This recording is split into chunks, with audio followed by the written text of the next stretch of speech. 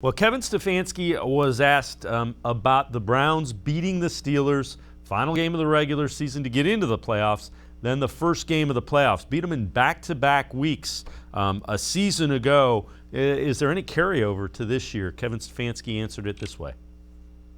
I think by and large, both teams are similar to who we were at the end of last season schematically.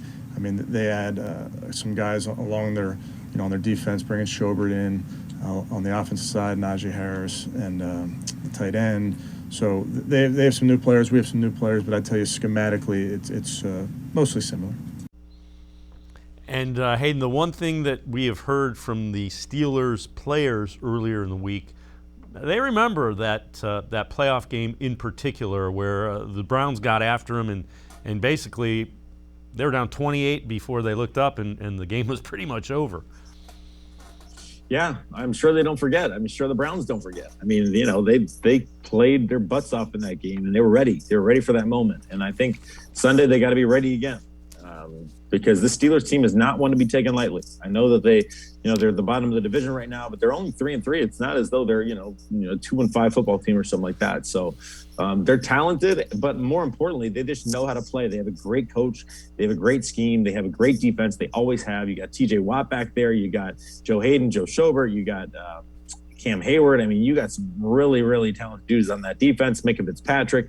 And offensively, again, you got some really talented guys. Najee Harris, Eric Ebron, Deontay Johnson, Chase Claypool. I mean, it's not going to be a pushover. So they might look similar, and they probably will be very similar. The Browns are similar in that they have, a lot of the same players coming back, and their scheme is what it is. But there's not going to be any surprises in this game. There really isn't. I don't think there's going to be anything that's going to be thrown out there that's going to be so drastically different than what from what we saw last year at the last two games of the season. The bottom line is who wants it more, and who's going to play better, and who's going to play with more discipline, and who's going to be more focused and able to get after it. I think, and the Browns have no excuse. They need this game.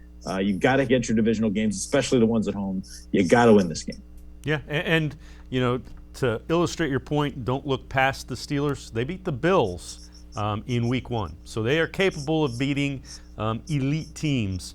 And the Browns consider themselves an elite team, so we'll see.